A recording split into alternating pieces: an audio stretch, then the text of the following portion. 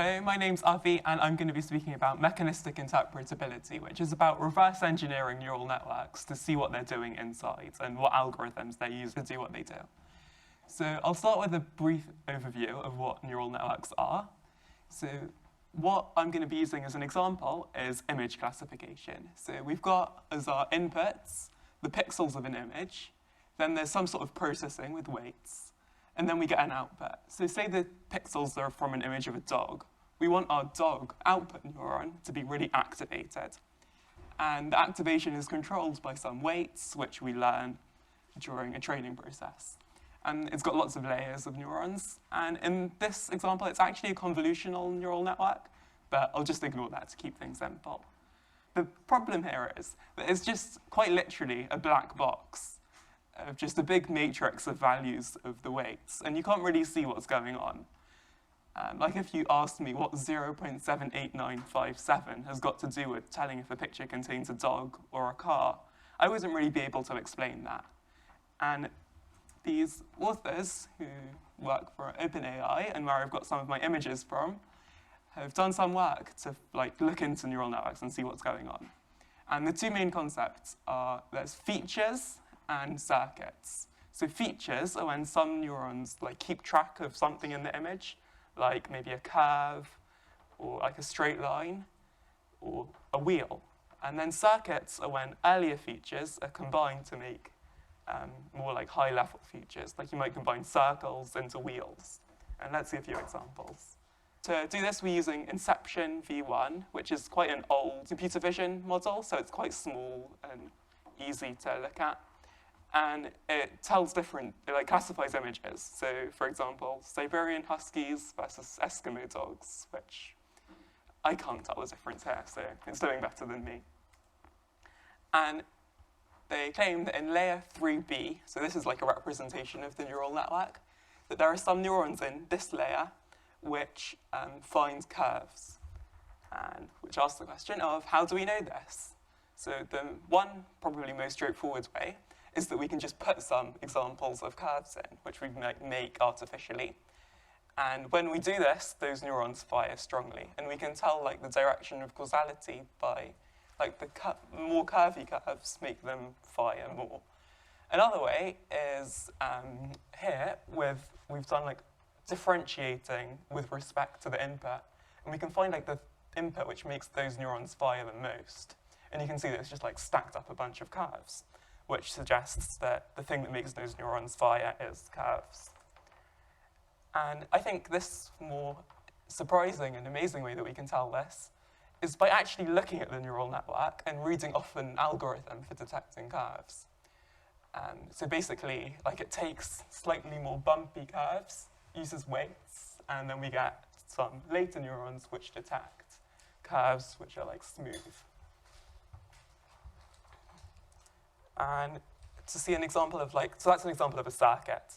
To see an example of a circuit actually doing stuff, the authors, they found the actual neuron which does car detection. So this is the car detection feature, which is built out of a circuit, which is excited by windows at the top. So this is what this red is indicating. A window at the top increases the likelihood of it being a car.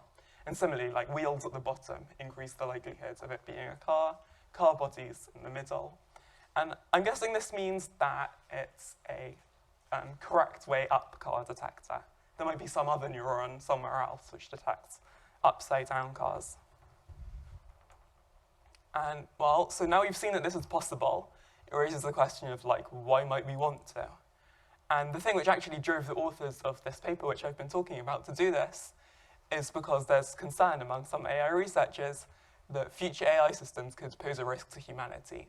For example, from authoritarian lock-in, which is when an authoritarian state could potentially get access to powerful AI systems, which could cause them to be in control indefinitely and win wars really well.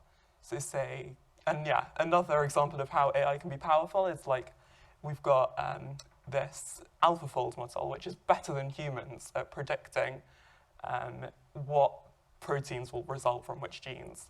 Another way that things could go wrong is if they pursue goals that we just don't want. And I'll go a bit deeper into that. And it's like plausible that we'll get really capable goal-directed systems, which like pursue goals effectively. One reason to think this is that humans are like this. We pursue a variety of goals well, and we're not that complicated. We didn't split from our recent ape cousins that long ago.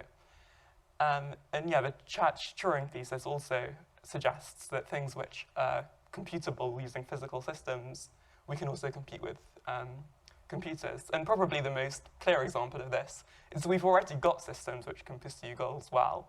For example, mu0 from DeepMind, which was given the goal of playing Atari games, but the only thing it knew was that its goal was to maximize this number here, which is the score. And it then learned how to model the board and play well. And the other claim is that then if we did have such systems which could model the world well, pursue goals, then that would be harmful by default. And one reason for this is that there are convergent sub-goals, which are goals that you would have regardless of what your initial goal is. So one example of this is don't get shut down. It's a goal that an AI system would likely develop regardless of what goal it's given, because if you're shut down, well, you can't achieve any goal. So you're incentivized to keep yourself going. Maybe propagate over the internet, create copies of your source code, disable your off switch. And another incentive that you have is to acquire resources. Let's say my goal is to collect stamps.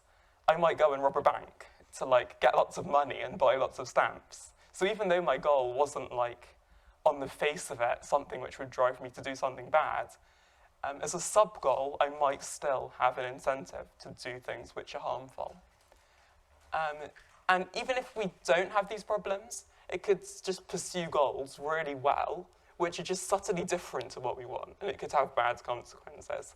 For example, this gorilla is in a zoo fulfilling human preferences and not its own preferences, because humans were more capable of pursuing their goals, and it's ended like this for them. And now the question of how interpretability might help. So there's this story of Plato who was trying to specify what a human was. And he said, well, a human is something without feathers which walks on 2 feet. So Diogenes comes in with his featherless chicken and goes, behold, a human, which is obviously he's just specified the goal wrong.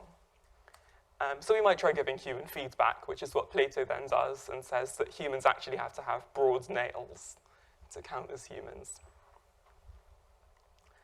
But things could go wrong with this, like giving human feedback to AI systems, because the main thing is that if we do this, the goal of the AI system becomes to make humans think that their goals have been achieved and not to actually achieve them, because the thing they're being judged for is the feedback, not the goal themselves. And we've seen examples of this happening. So OpenAI tried to train this reinforcement learning thing to grab onto a ball with this, it's in a virtual environment with a hand. And what ended up happening was the hand just hovered between the camera and the ball. So the human operator thought the hand was grasping the ball, but actually it was just hovering around. And so, yeah, they had to add in these axes to show the operator where the hand actually was. And we could imagine this going further and having AI systems which are really good at deception and beat all of our attempts to control what they do and give good feedback. An example of this is recently Meta AI developed a system to play the game Diplomacy to a human level, which is a game that requires deception. And yeah, we see that AI systems are capable of this.